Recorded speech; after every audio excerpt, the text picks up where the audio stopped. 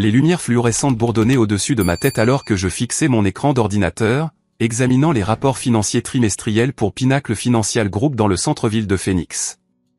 Mon téléphone a vibré, le numéro de mon père s'affichant à l'écran. J'ai répondu nonchalamment, m'attendant à notre habituelle brève conversation sur les projets du week-end ou les nouvelles du jardin de maman. Au lieu de cela, sa voix avait un ton anormalement joyeux qui m'a immédiatement mis sur mes gardes. « Richard, mon fils, nous devons te dire quelque chose d'important. Ta mère et moi avons utilisé 95% de ton compte d'épargne pour acheter la nouvelle maison de Jessica et Brandon à Scottsdale. » Les mots m'ont frappé comme des coups physiques, chaque syllabe m'écrasant la poitrine. Le temps a semblé se figer tandis que les paroles de papa résonnaient dans mon esprit. 95% de mes économies. Le compte que j'avais passé 12 années épuisantes à construire à partir de rien. Je pouvais entendre la voix de maman intervenir par le haut-parleur, son ton écœurant de douceur et de suffisance. Jessica mérite vraiment cette aide, chérie. Elle fonde une famille et tu sais à quel point c'est important. Tu as toujours été si doué avec l'argent et tu es toujours célibataire, donc tu n'as pas vraiment besoin de tous ces fonds qui ne font rien. Ma gorge s'est nouée alors que la réalité s'abattait sur moi. 247 000 $ partis, envolés, volés par les personnes même qui m'avaient appris l'importance de l'épargne et du travail acharné. J'avais commencé chez Pinnacle Financial avec un maigre salaire de 32 000 $, vivant de nouilles instantanées et partageant des appartements exigus avec 3 colocataires. Chaque heure supplémentaire, chaque vacance sautée, chaque calcul budgétaire minutieux avait servi à construire ma sécurité financière. Maintenant, mon salaire actuel de 98 000 $ semblait insignifiant face à cette perte dévastatrice. Le souvenir d'il y a 6 mois est revenu avec une clarté écœurante. Le conducteur ivre qui a percuté ma Honda Civic à 80 km/h, m'envoyant tournoyer sur 3 voies de circulation sur l'Interstate 10. 3 semaines à l'hôpital avec une hémorragie interne, des côtes cassées et une commotion cérébrale qui me laissaient à peine capable de penser clairement. Maman et papa m'avaient rendu visite tous les jours, apportant de la soupe maison et des expressions inquiètes. Quand les médecins ont expliqué que j'aurais besoin de quelqu'un pour gérer mes finances pendant ma convalescence, je leur avais fait confiance sans hésiter. Payez juste mes factures et occupez-vous des réclamations d'assurance, avais-je dit à papa en signant les papiers de procuration limitée, branchés à des perfusions et des moniteurs cardiaques. Tout est automatisé de toute façon. Le compte a assez pour couvrir 6 mois de dépenses. Quel naïf imbécile j'avais été. Quand est-ce que c'est arrivé, ai-je réussi à murmurer, ma voix à peine audible par-dessus le bruit du bureau autour de moi. La pause de papa s'est étirée inconfortablement. Eh bien, les papiers ont été finalisés mardi. Nous voulions nous assurer que tout se passe bien avant de te le dire. Le chèque de banque a été traité pour 234 650 $ mardi, il y a 3 jours. Ils avaient attendu jusqu'au vendredi après-midi pour m'informer, s'assurant que la transaction était complètement irréversible. Le calcul était froid et méthodique. Ce n'étaient pas des grands-parents impulsifs aidant leur fille. C'était un vol prémédité, orchestré avec une précision chirurgicale. Mes mains tremblaient alors que j'ouvrais l'application bancaire de mon ordinateur portable, priant pour que ce soit une blague élaborée. Le solde du compte me fixait 12 347 $ et 23 cents. Le reste avait disparu dans les rêves immobiliers de ma sœur. « Richard, es-tu toujours là ?» La voix de maman portait une pointe d'impatience, comme si j'étais déraisonnable de ne pas célébrer immédiatement leur générosité. « Comment avez-vous pu me faire ça ?» La question s'est échappée en un murmure brisé. « Oh, mon chéri, ne sois pas dramatique. La famille est de la famille. Jessica a besoin de stabilité pour ses enfants, et tu as toujours été le responsable. Tu reconstruiras ce compte en un rien de temps avec ton travail chic et tout. Jessica, ma sœur de 31 ans qui n'avait jamais gardé un emploi plus de 18 mois, qui avait fait faillite 2 fois, qui m'avait demandé des prêts d'urgence 17 fois au cours de la dernière décennie. La même sœur qui avait récemment posté des photos sur Facebook de restaurants chers et de sacs à main de créateurs tout en prétendant qu'elle ne pouvait pas se permettre les produits de première nécessité. Je me suis souvenu qu'elle avait mentionné une maison spécifique à Scottsdale le mois dernier lors de notre dîner de famille gênant. Elle est parfaite pour élever des enfants, s'était-elle extasiée. 4 chambres, des comptoirs en granit, une piscine dans le jardin. Les vendeurs sont motivés, mais nous n'avons tout simplement pas encore économisé la compte. Les pièces se sont assemblées avec une clarté nauséabonde. Ce n'était pas de la générosité spontanée. C'était un casse calculé, planifié pendant que je me battais pour ma vie aux soins intensifs. Je dois vous rappeler, ai-je réussi à dire avant de raccrocher. Sarah est apparue à mon bureau en quelques minutes, son expression inquiète se transformant en alarme en voyant mon visage. Ma petite amie depuis 2 ans avait une capacité étrange à lire mes émotions, probablement développée pendant son travail de parajuriste chez Henderson & Associates. Que s'est-il passé? On dirait que tu as vu un fantôme. J'ai tout expliqué en phrases hachées, regardant ses yeux sombres s'écarquiller d'incrédulité puis se plisser de colère. L'expérience de Sarah en documentation juridique signifiait qu'elle a immédiatement saisi la gravité de la situation. C'est du vol, Richard. Purement et simplement. Une procuration ne leur donne pas la permission de voler les économies de ta vie au profit de quelqu'un d'autre. Nous devons appeler Thomas immédiatement. Thomas McKenna, mon avocat et le patron de Sarah, avait géré mon dossier d'accident de voiture avec une efficacité impitoyable. Si quelqu'un pouvait naviguer dans ce cauchemar, c'était bien lui. J'ai rappelé mes parents, ma voix stable malgré la rage qui montait dans ma poitrine. Papa a répondu à la première sonnerie, s'attendant probablement à de la gratitude. Je veux que chaque centime soit retourné sur mon compte d'ici lundi matin. Richard, ce n'est pas possible. L'argent a déjà été utilisé pour la compte et les frais de clôture. La maison est au nom de Jessica maintenant. Nous pensions que tu serais heureux d'aider ta sœur à réaliser le rêve américain. Vous m'avez volé. Nous avons aidé la famille. Il y a une différence. Jessica a 2 enfants à charge, et tu ne penses qu'à toi, comme toujours. La ligne est devenue silencieuse, me laissant regarder mon téléphone au milieu d'un bureau animé, entouré de collègues qui n'avaient aucune idée que mon monde venait de s'effondrer complètement. Le trajet jusqu'à la maison de mes parents à Tampa ressemblait à un voyage dans un rêve fiévreux. Sarah s'agrippait à la poignée du siège passager pendant que je naviguais dans le trafic du vendredi après-midi, son esprit juridique formulant déjà des stratégies et des précédents. Le quartier familier où j'avais grandi semblait maintenant étranger et hostile, bordé de modestes maisons de plain-pied et de palmiers mourants. Le pick-up Ford gris de papa était garé dans l'allée à côté du VUS blanc de Jessica et du Toyota Tacoma surélevé de Brandon. À travers la fenêtre du salon, je pouvais voir des silhouettes bouger, une conversation animée accompagnée de ce qui ressemblait à une célébration. Sarah m'a serré l'épaule alors que nous approchions de la porte d'entrée. Souviens-toi, reste calme. Laisse-les parler. Tout ce qu'ils disent pourrait être utilisé au tribunal. La porte s'est ouverte avant que je puisse frapper, révélant le sourire triomphant de Jessica et une flûte de champagne dans sa main manucurée. Ses cheveux blonds étaient coiffés en vagues parfaites, et elle portait une nouvelle robe que je n'avais jamais vue auparavant. De créateur, chère, complètement inappropriée pour quelqu'un qui avait prétendu être dans une situation financière désespérée il y a quelques semaines à peine. Tiens, si ce n'est pas mon frère anciennement riche, a-t-elle annoncé bruyamment, s'écartant avec une courtoisie exagérée. Entre et célèbre l'achat de notre nouvelle maison. Le salon bourdonnait d'une énergie excitée. Maman était assise sur le canapé, faisant défiler les photos de la propriété sur sa tablette, montrant les comptoirs en granit et les appareils en acier inoxydable.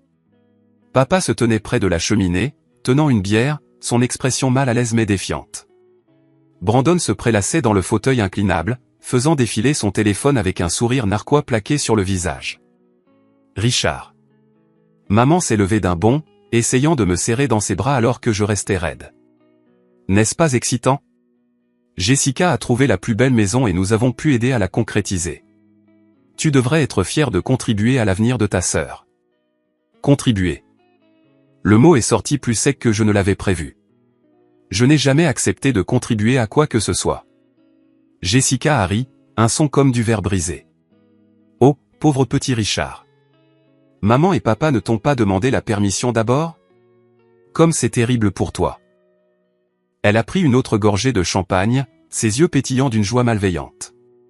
Tu as travaillé si dur pourquoi? Pour rester assis seul dans ton appartement ennuyeux à compter ton argent comme un triste avare.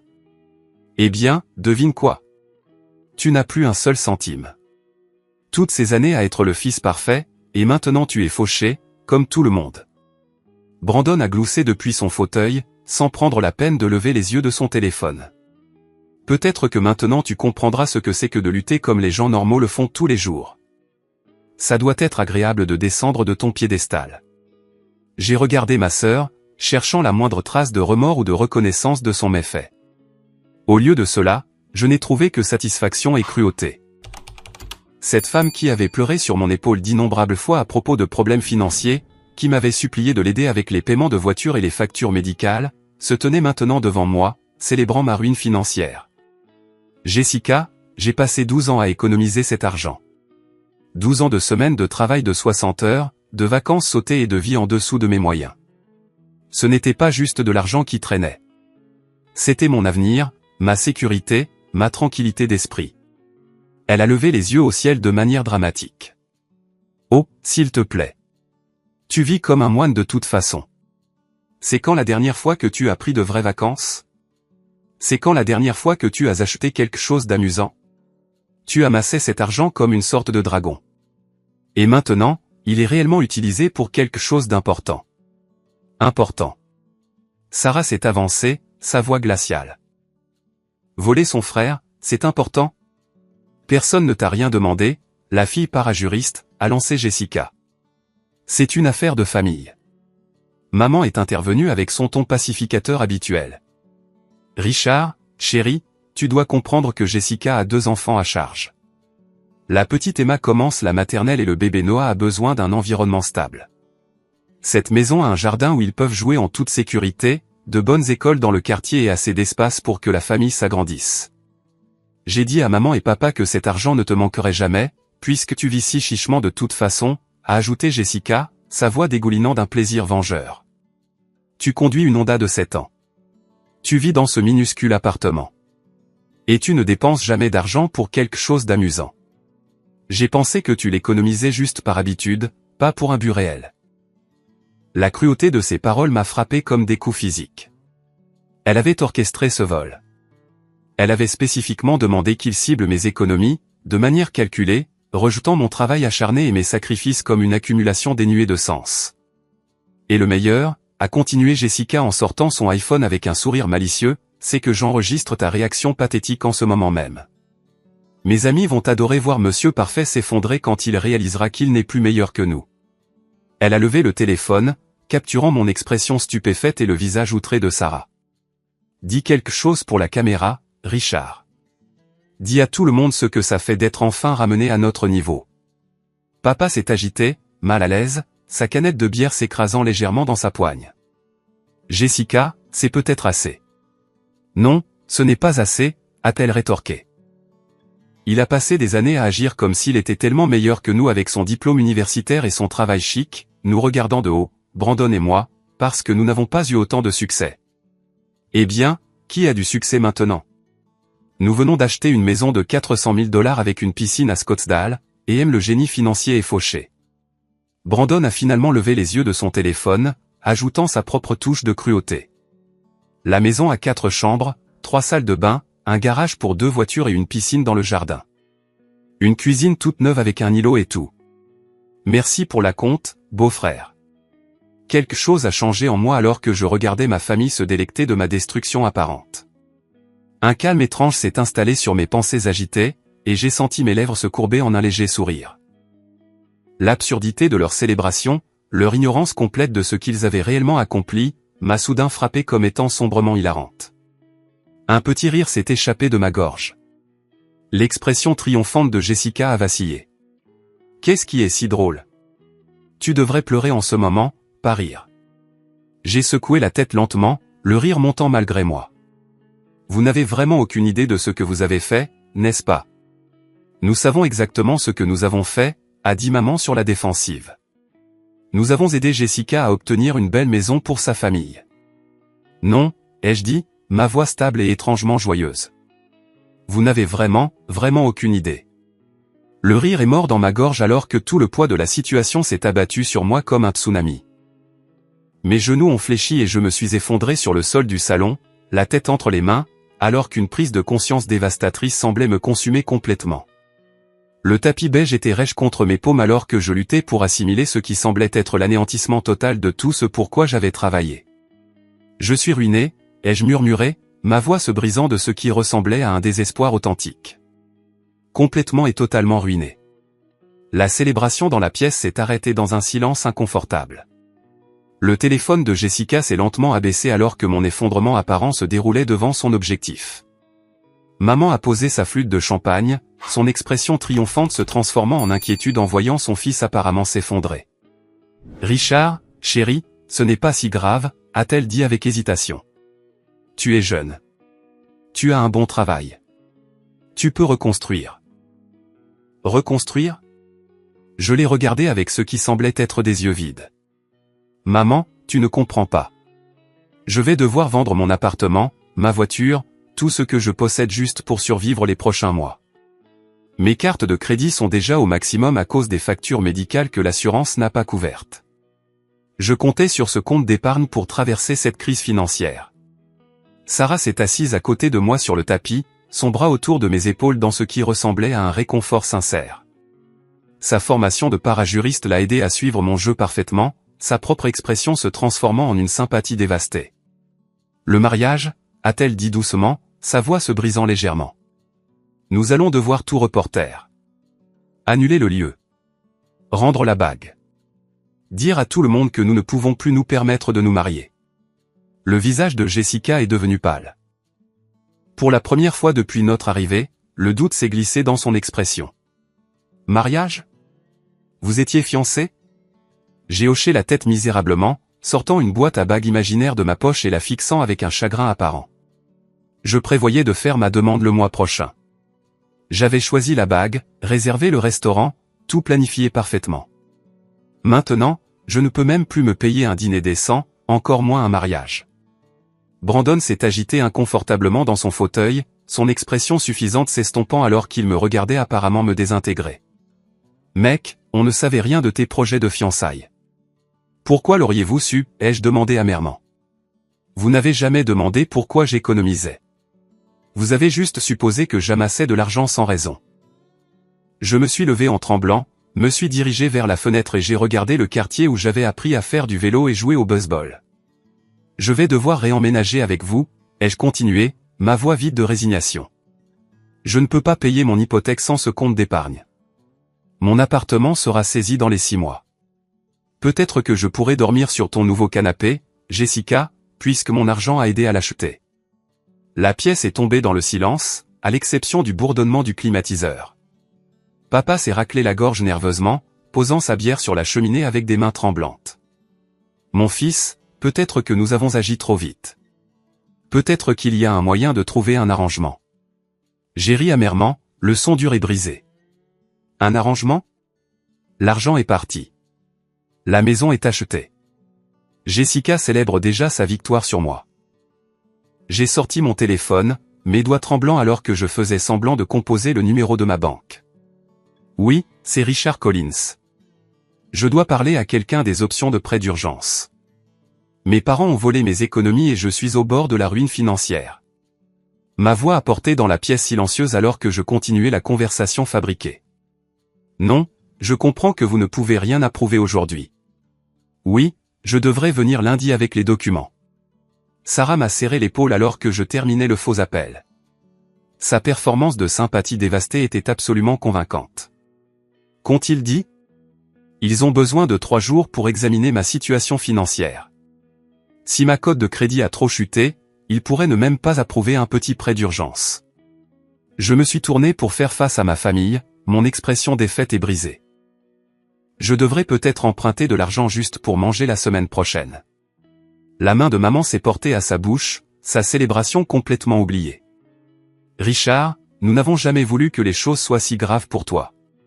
Qu'est-ce que vous pensiez qu'il arriverait ?» ai-je demandé, mon désespoir apparent faisant craquer ma voix. « Vous avez pris 95% de tout ce que j'avais. Imaginiez-vous que j'étais secrètement riche? Que j'avais un compte caché quelque part? » J'ai commencé à faire les 100 pas dans le salon, passant mes mains dans mes cheveux dans une détresse évidente. Jessica a posé son verre de champagne, sa moquerie antérieure remplacée par une inquiétude croissante. « Mais tu gagnes bien ta vie à ton travail. Ton salaire devrait couvrir tes dépenses de base. » Mon salaire était conçu pour compléter mes économies, pas pour les remplacer, ai-je expliqué, ma voix prenant une pointe de panique. Je faisais des paiements hypothécaires supplémentaires pour accumuler du capital. Mon prêt auto a encore 18 mois. Je paie ma propre assurance maladie, mon assurance vie, et je cotise le maximum à mon compte de retraite. Sans ce tampon d'épargne, je vis d'un chèque de paie à l'autre, comme tout le monde. La vérité de ma littératie financière semblait rendre le vol encore plus dévastateur. Ce n'étaient pas les divagations de quelqu'un qui avait été négligent avec l'argent. J'étais un professionnel de la finance qui avait construit un budget soigneusement équilibré, maintenant complètement détruit par leur trahison. Je vais devoir appeler mon patron lundi matin, ai-je continué, sombrant apparemment plus profondément dans le désespoir. Demander une avance sur salaire juste pour payer le loyer de ce mois-ci. 34 ans et je vais mendier de l'aide financière comme un étudiant. Tout en parlant, j'ai discrètement envoyé un SMS à Thomas. Exécute le plan B immédiatement. En quelques instants, le téléphone de Sarah a vibré avec une réponse. Elle a lu le message rapidement, me montrant l'écran. Documentation prête. Autorité prévenue. Timing parfait. J'ai fait semblant de composer un autre numéro, mes mains tremblant visiblement alors que je tenais le téléphone à mon oreille. Bonjour, Monsieur Morrison. C'est Richard Collins. Je sais que c'est vendredi soir, mais je fais face à une urgence familiale qui pourrait affecter ma performance au travail la semaine prochaine. J'ai fait une pause, écoutant la tonalité tout en peaufinant ma performance. Mes parents ont accédé à mon compte d'épargne sans autorisation et ont presque tout retiré. Je devrais peut-être prendre un deuxième emploi ou faire des heures supplémentaires juste pour rester à flot financièrement.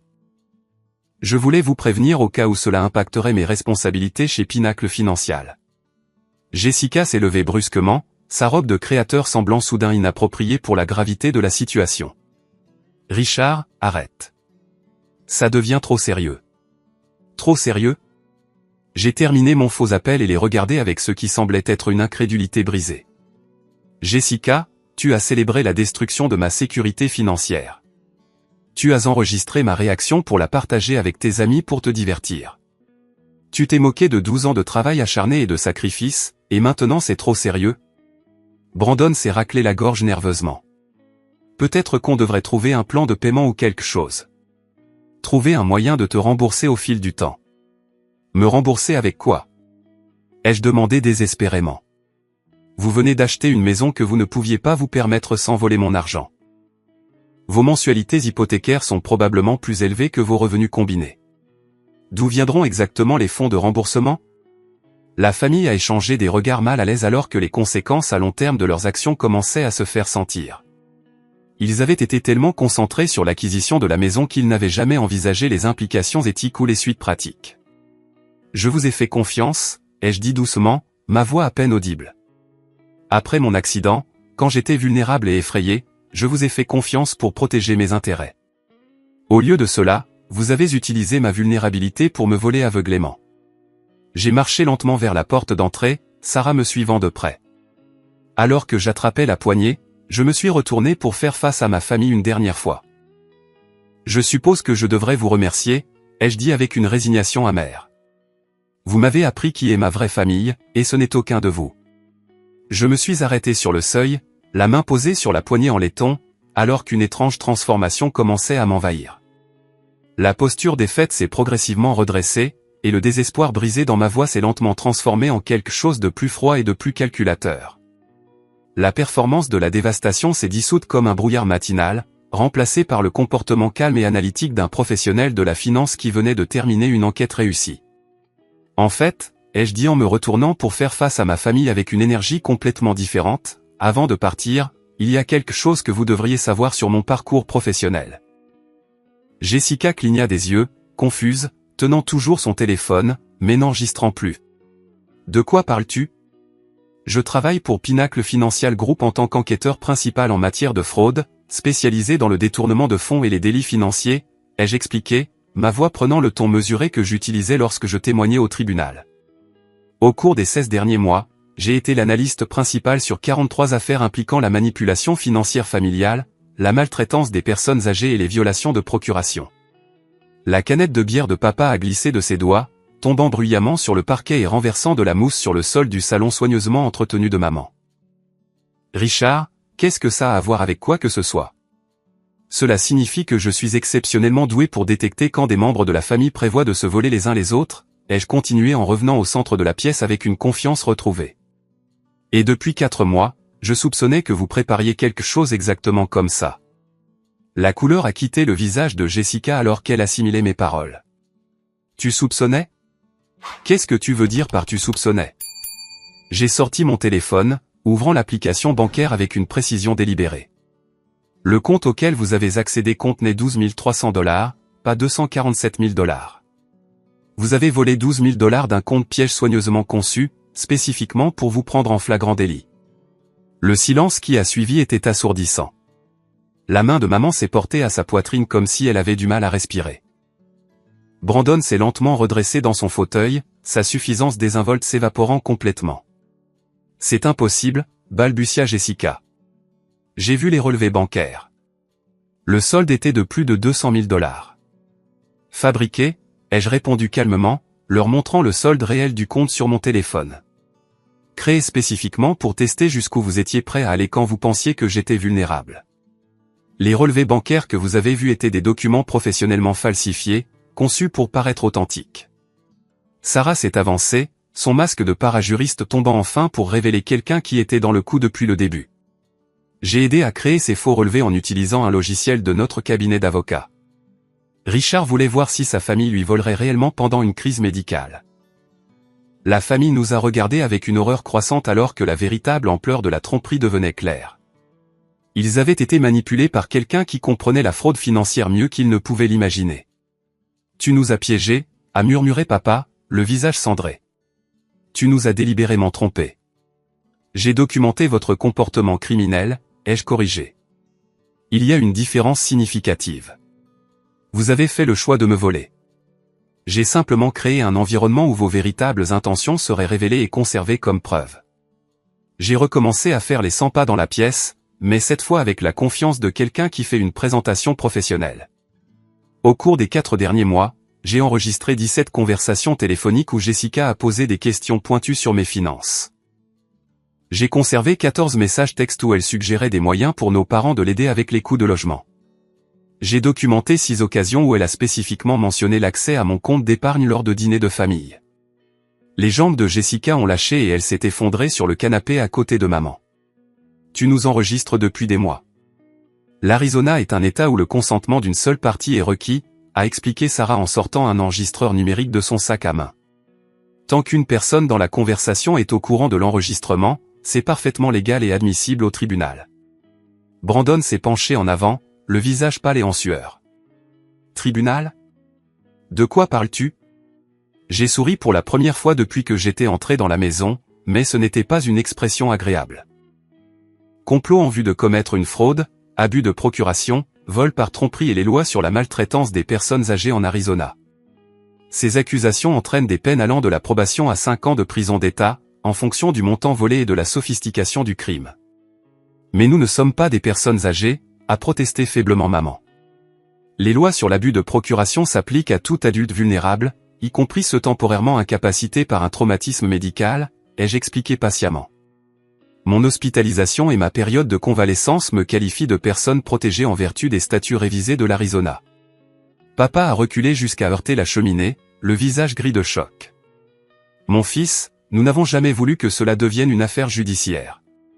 Nous essayons juste d'aider Jessica. En me volant, ai-je dit sèchement. Laissez-moi vous expliquer ce qui s'est réellement passé ici. Vous avez utilisé des documents légaux que j'ai signés de bonne foi lors d'une urgence médicale pour accéder à mes fonds personnels. Vous avez ensuite transféré ces fonds au profit d'un tiers sans ma connaissance ni mon consentement. Jessica a spécifiquement demandé que vous cibliez mes économies, démontrant la préméditation et le complot. J'ai de nouveau sorti mon téléphone, faisant défiler des fichiers soigneusement organisés. J'ai des preuves photographiques de Jessica faisant des recherches sur la propriété de Scottsdale 6 semaines avant que le vol n'ait lieu. J'ai des conversations enregistrées où elle calcule combien d'argent elle aurait besoin de mon compte. J'ai des captures d'écran de messages textes où elle discute du moment du vol pour assurer un impact maximal. Jessica a enfoui son visage dans ses mains, sa célébration complètement oubliée. Ça ne peut pas arriver. Nous avons acheté la maison. Nous avons signé des contrats. Les chambres de nos enfants sont déjà peintes. Ce qui nous amène à un autre problème, a ajouté Sarah professionnellement. L'acompte pour votre maison est constitué de fonds volés, ce qui rend l'ensemble de l'achat immobilier légalement discutable. Selon l'issue de l'affaire pénale, vous pourriez être forcé de renoncer à la maison et faire face à des pénalités supplémentaires. La pièce ressemblait à une tombe alors que la famille absorbait l'ampleur de leur situation. Ce qui avait commencé comme une célébration d'une manipulation réussie se transformait rapidement en un cauchemar de conséquences juridiques qu'ils n'avaient jamais envisagées. La voix de Brandon est sortie comme un murmure. Qu'est-ce qui se passe maintenant? J'ai vérifié ma montre avec un calme étudié. Mon avocat, Thomas McKenna, devrait arriver avec des officiers du département de police de Phoenix dans environ 15 minutes. Ils voudront prendre des déclarations formelles de toutes les personnes impliquées et expliquer les accusations portées. Des accusations? La voix de maman s'est brisée. Richard, nous pouvons sûrement régler ça en famille. Il n'est pas nécessaire d'impliquer les autorités. Les autorités ont été impliquées au moment où vous avez commis une fraude, ai-je répondu sans émotion. Ceci a cessé d'être une affaire de famille lorsque vous avez choisi de me voler au lieu de demander de l'aide. Le bruit de portières de voitures claquant dans l'allée a annoncé l'arrivée des forces de l'ordre. À travers la fenêtre, je pouvais voir la berline noire de Thomas McKenna suivie de 2 voitures de police de Phoenix. Une dernière preuve, ai-je dit en levant le téléphone de Sarah. Toute cette conversation a été enregistrée. Vos aveux de culpabilité, votre manque de remords et vos descriptions détaillées du crime faciliteront considérablement le travail du procureur. Alors que la sonnette retentissait, j'ai regardé chaque membre de ma famille une dernière fois. Vous m'avez appris que les liens du sang ne garantissent pas la loyauté. Maintenant, vous allez apprendre à quoi ressemble la justice lorsque vous trahissez quelqu'un qui sait réellement se défendre. Thomas McKenna est entré dans le salon, flanqué de 2 officiers de police de Phoenix en uniforme. Leur attitude professionnelle a immédiatement transformé l'atmosphère, passant d'un drame familial à une enquête criminelle. Le détective Maria Santos, une spécialiste aguerrie des crimes financiers avec qui j'avais travaillé sur des cas précédents, m'a salué d'un signe de tête respectueux avant de tourner son attention vers ma famille. M. Collins, nous avons examiné les preuves que vous avez soumises, dit-elle en sortant un carnet officiel. La documentation semble complète et bien organisée. Nous devrons prendre des déclarations formelles de toutes les parties impliquées. Avant de continuer, interrompit Thomas, sa voix portant l'autorité de quelqu'un qui avait passé 30 ans à pratiquer le droit pénal, je veux clarifier l'étendue de la situation financière réelle de M. Collins pour toutes les personnes présentes. Il ouvrit sa mallette en cuir, en sortant un épais dossier de documents officiels. La valeur nette de Richard est actuellement de 823 000 $, répartis sur plusieurs comptes d'investissement, fonds de retraite, biens immobiliers et portefeuilles de crypto-monnaies. Le souffle coupé de Jessica a résonné dans la pièce silencieuse. Le verre de champagne de maman a glissé de ses doigts, se brisant contre la table basse dans une explosion de cristal et de vin. C'est impossible, a murmuré Brandon. Il a dit qu'il était fauché. Il a dit que vous l'aviez ruiné financièrement.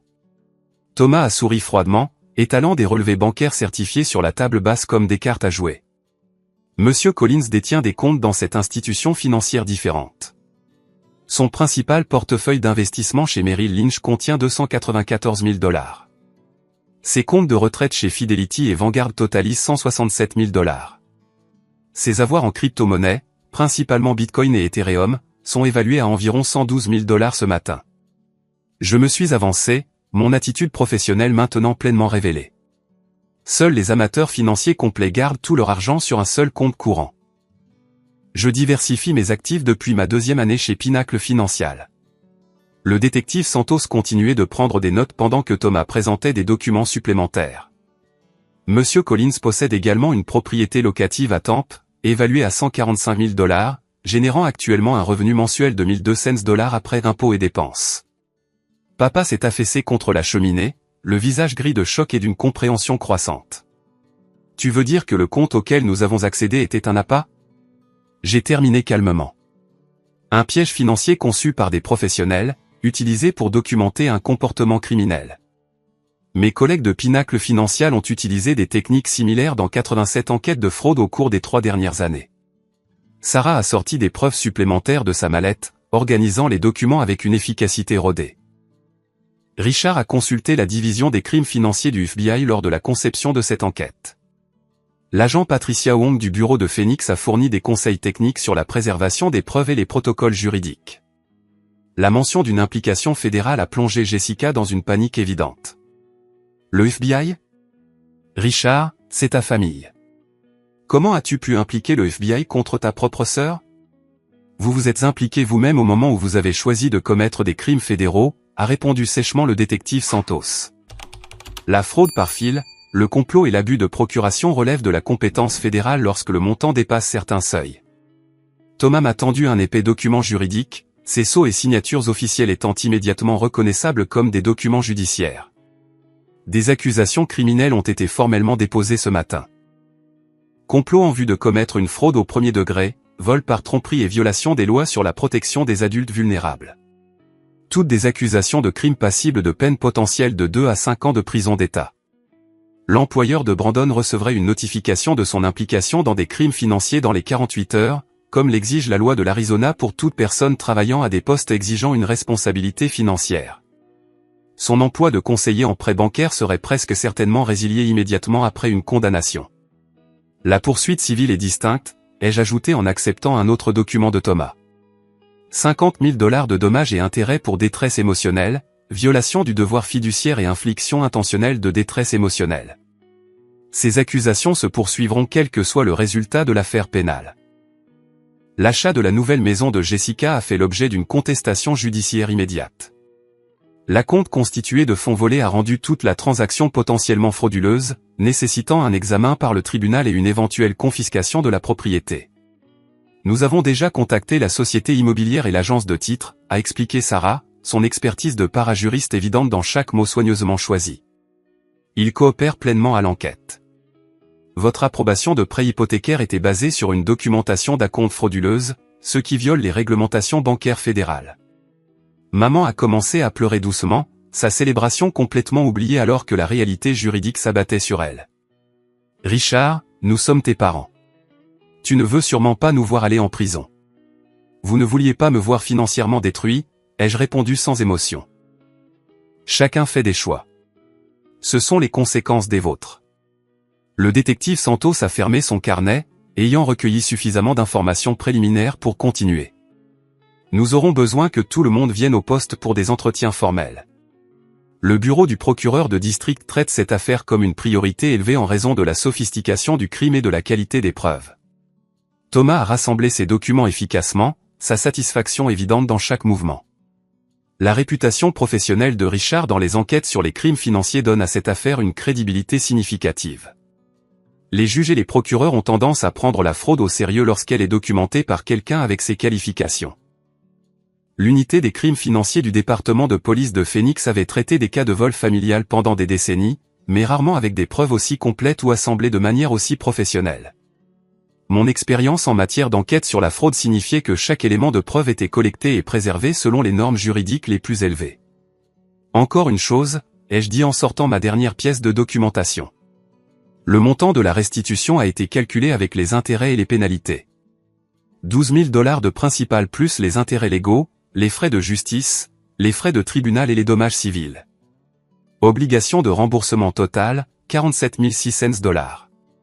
Le visage de Jessica est devenu cendré alors qu'elle traitait les calculs. 47 000 $? Nous n'avons pas 47 000 $. Nous venons d'acheter une maison. La loi de l'Arizona autorise la saisie sur salaire, la saisie d'actifs et la vente forcée de biens pour satisfaire une restitution ordonnée par le tribunal, a expliqué le détective Santos de manière factuelle. L'État récupérera ses fonds d'une manière ou d'une autre. Alors que les officiers se préparaient à escorter ma famille au poste de police pour un traitement formel, j'ai ressenti un profond sentiment de satisfaction professionnelle. La justice n'était pas une vengeance émotionnelle. Elle était systématique, méthodique et absolument complète. Vous savez quelle est la belle ironie, ai-je dit alors que les menottes se refermaient sur les poignets de papa. Si vous m'aviez simplement demandé de l'aide pour l'acompte de Jessica, je lui aurais probablement donné 10 000 $ en cadeau. Au lieu de cela, votre cupidité et votre tromperie vous ont tout coûté. La maison est tombée dans le silence, à l'exception du son des radios de police et des procédures officielles. La tentative de ma famille de voler ma sécurité avait plutôt révélé leur manque total de caractère tout en documentant leur comportement criminel avec une précision digne d'un tribunal.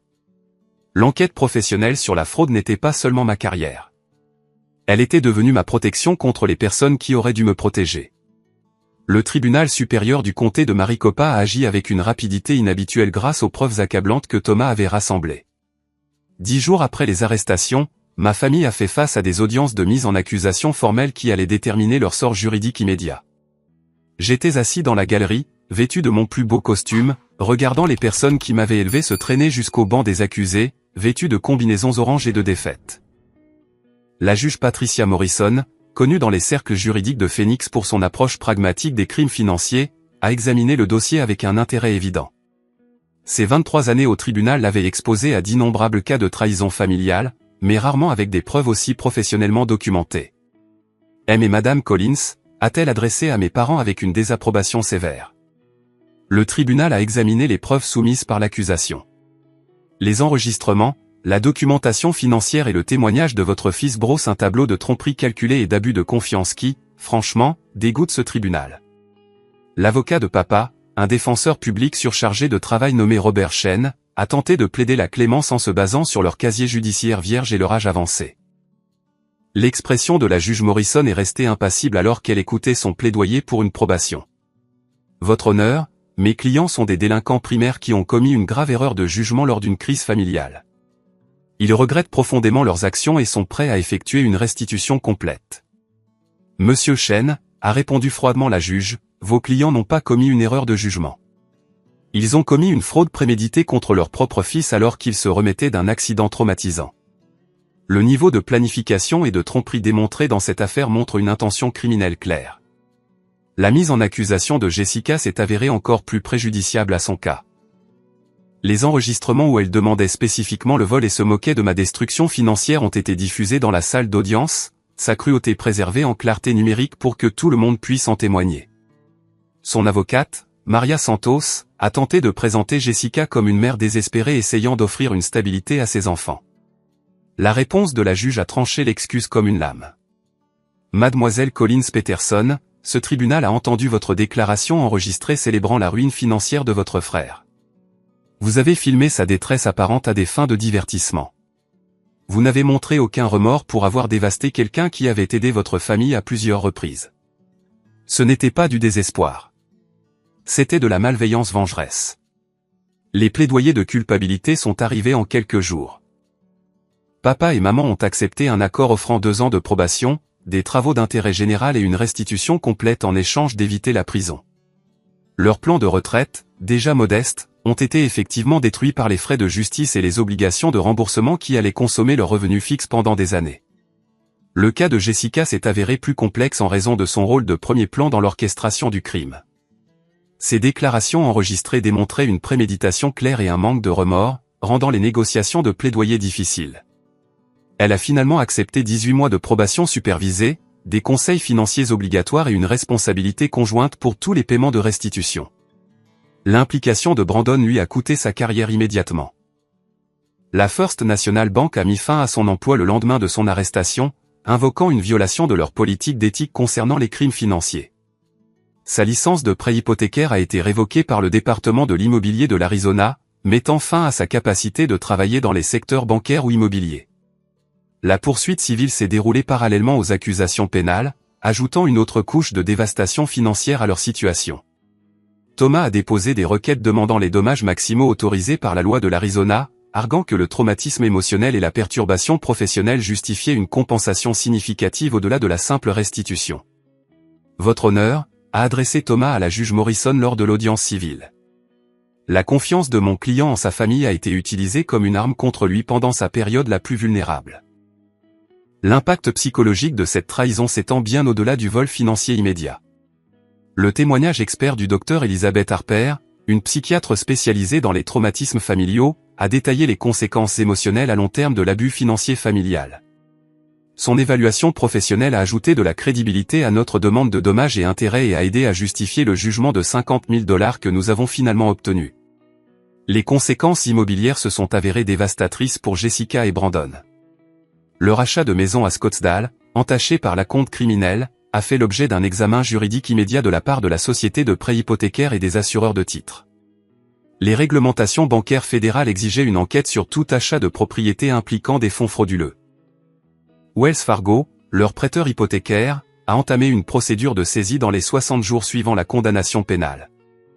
L'équipe juridique de la banque a fait valoir que l'approbation du prêt avait été obtenue par le biais de documents frauduleux, invalidant ainsi l'ensemble de l'accord hypothécaire. Jessica et Brandon ont été contraints de rendre les clés de la maison et de renoncer à leur investissement d'acompte. La couverture médiatique locale a ajouté une autre dimension de conséquences que ma famille n'avait pas anticipée. Le journaliste d'investigation de Channel 12, David Kim, a couvert l'affaire comme un exemple de fraude financière familiale sophistiquée. Le reportage a été diffusé aux heures de grande écoute, montrant des images du palais de justice de ma famille menottée et les détails de leur plan de vol élaboré.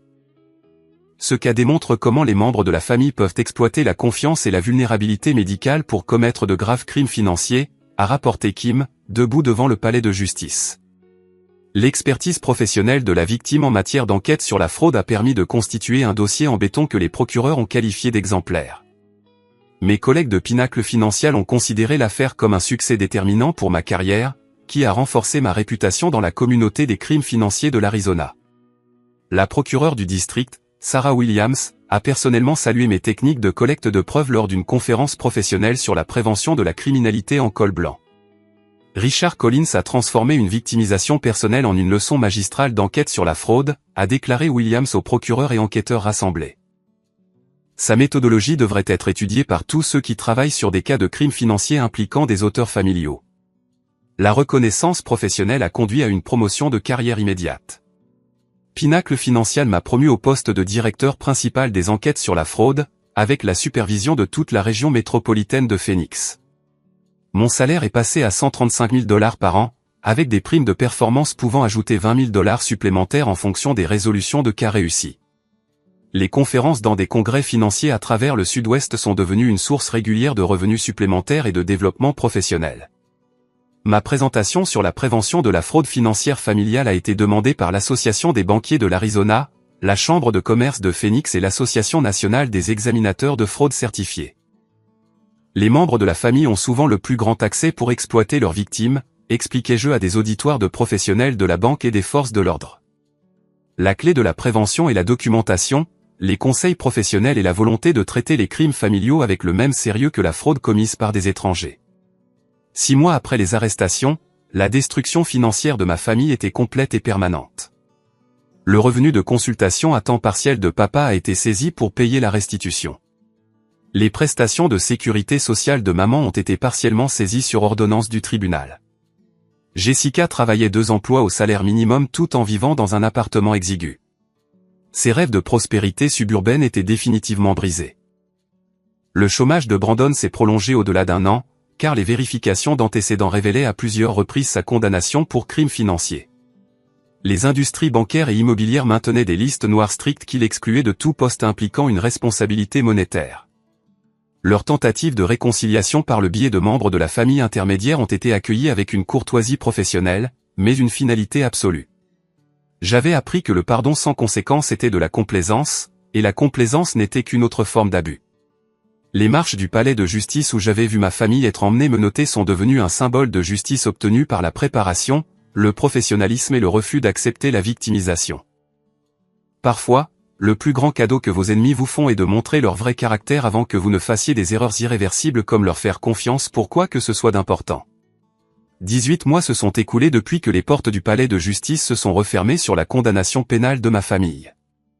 Et ma vie s'est transformée en quelque chose que je n'aurais jamais pu imaginer pendant ces sombres moments de ruine financière apparente. La ligne d'horizon de Phoenix s'étend au-delà de la fenêtre de mon nouveau bureau chez Pinacle Financial Group, où ma récente promotion au poste de directeur régional des enquêtes sur la fraude supervise les opérations en Arizona, au Nevada et au Nouveau-Mexique. Sarah et moi nous sommes mariés en octobre dernier lors d'une petite cérémonie entourée de personnes qui comprennent vraiment le sens de la famille. Notre famille choisie était composée d'amis proches, de mentors professionnels et de collègues qui nous ont soutenus tout au long de la bataille juridique. Thomas McKenna a conduit Sarah à l'hôtel, étant devenu à la fois avocat et figure paternelle au cours de notre voyage vers la justice. La réception ne comptait aucun parent de sang de mon côté, une absence remarquée que certains invités ont questionnée jusqu'à ce qu'ils entendent notre histoire. La famille n'est pas déterminée par la génétique, ai-je expliqué lors de mon discours de mariage. La famille est déterminée par la loyauté, le respect et l'amour sincère. Les personnes dans cette pièce ont gagné leur place par leur caractère, pas par leurs chromosomes. Notre lune de miel en Nouvelle-Zélande nous a permis de voir à quel point la vie devient différente lorsque les influences toxiques sont chirurgicalement retirées de votre quotidien. Pendant 2 semaines, nous avons connu une joie pure sans tension sous-jacente, manipulation ou obligation dictée par la culpabilité. La paix était profonde et addictive. Ma trajectoire de carrière a radicalement changé après la poursuite réussie des crimes de ma famille. Les forces de l'ordre de tout le Sud-Ouest ont commencé à me consulter sur des cas complexes de fraude financière, en particulier ceux impliquant des auteurs familiaux.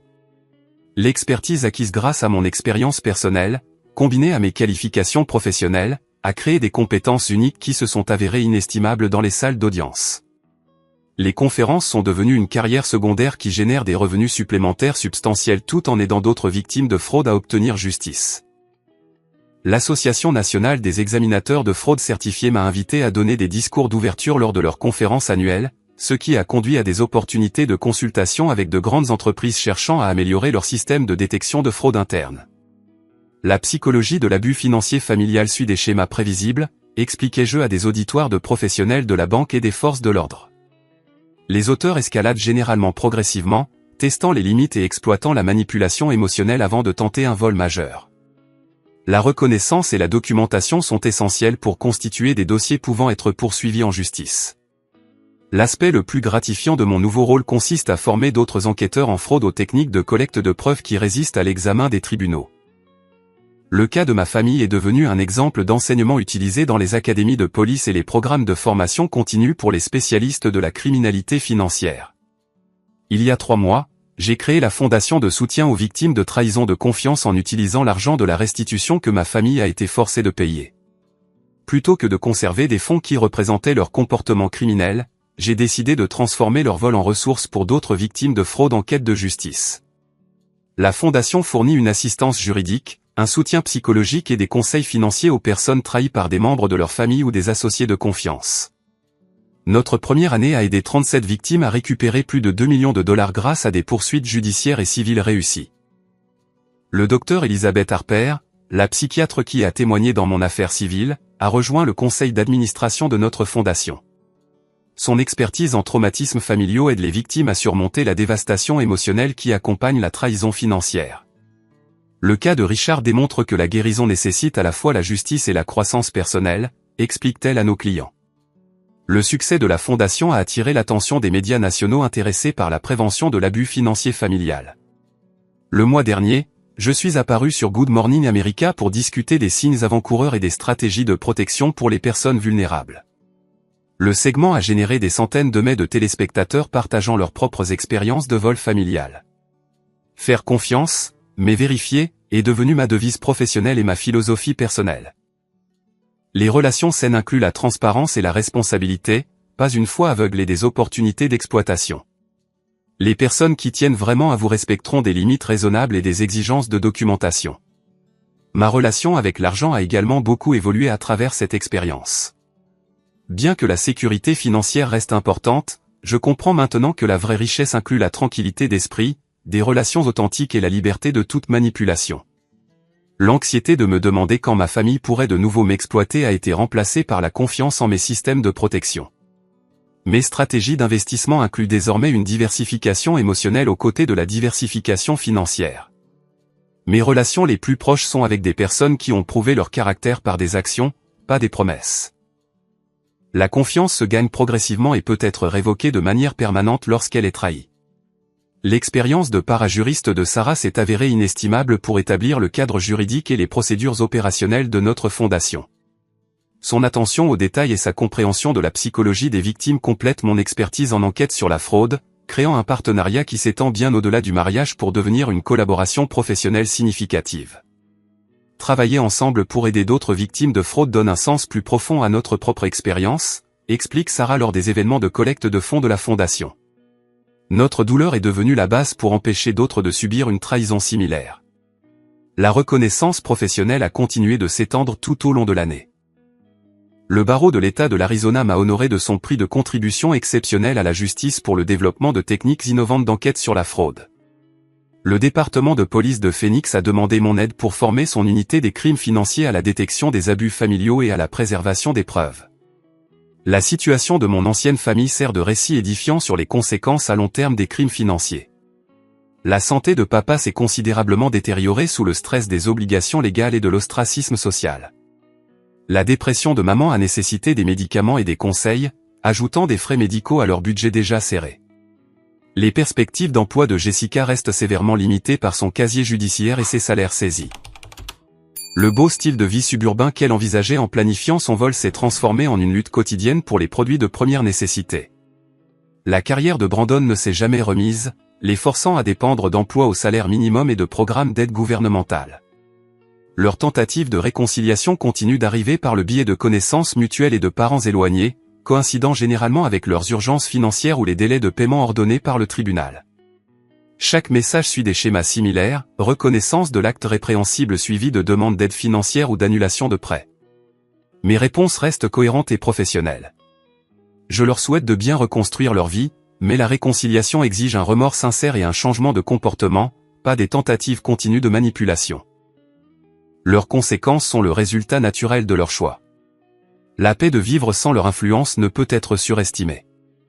Les vacances deviennent des célébrations au lieu de champs de mines émotionnelles. Les décisions financières sont prises en fonction de mes objectifs et de mes valeurs plutôt que de la culpabilité et de l'obligation. Les choix de carrière reflètent mes intérêts professionnels sans pression ni sabotage familial. Pendant les moments calmes dans mon nouveau bureau à domicile, je réfléchis parfois aux précieuses leçons apprises à travers cette expérience douloureuse. Les personnes qui vous aiment vraiment n'exploiteront jamais vos vulnérabilités pour leur gain personnel. La loyauté familiale va dans les deux sens, pas seulement de la victime à l'agresseur. Plus important encore, j'ai appris que fixer des limites et faire appliquer les conséquences n'est ni cruel ni vengeur. C'est une autoprotection essentielle qui empêche la poursuite des abus tout en enseignant aux agresseurs que leur comportement a des coûts réels. Il y a 6 mois, j'ai reçu une lettre d'une victime de fraude du Colorado qui avait lu des informations sur notre fondation en ligne. Elle avait découvert que sa sœur avait détourné 43 000 $ de la succession de leur mère, mais se sentait coupable de porter des accusations criminelles contre sa famille. Votre histoire m'a donné la permission de chercher la justice, a-t-elle écrit.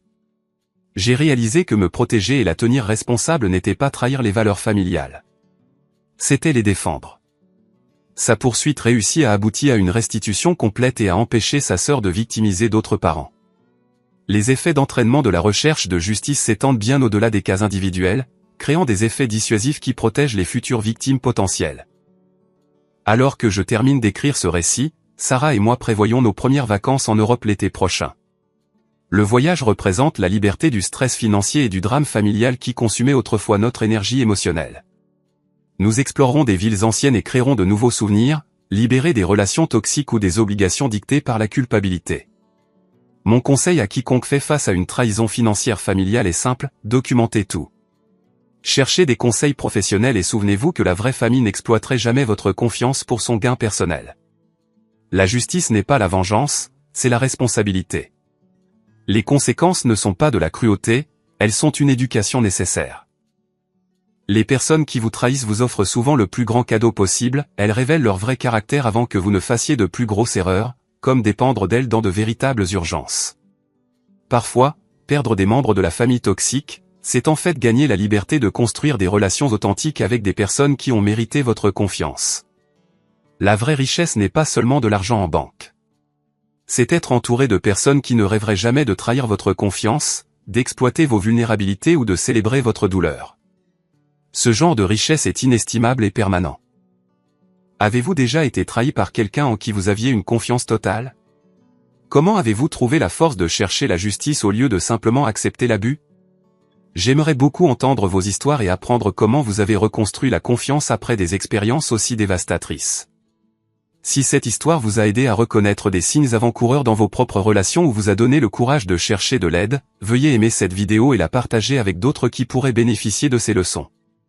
Abonnez-vous à notre chaîne pour plus d'histoires sur la manière de surmonter la trahison familiale et de construire des relations authentiques. Merci d'avoir écouté mon parcours de victime à survivant, puis à défenseur. Souvenez-vous que votre valeur n'est pas déterminée par la façon dont les autres vous traitent, mais par la façon dont vous choisissez de répondre lorsqu'ils révèlent leur vrai caractère. Restez fort, cherchez la justice et ne vous excusez jamais de vous protéger des personnes qui vous feraient du mal.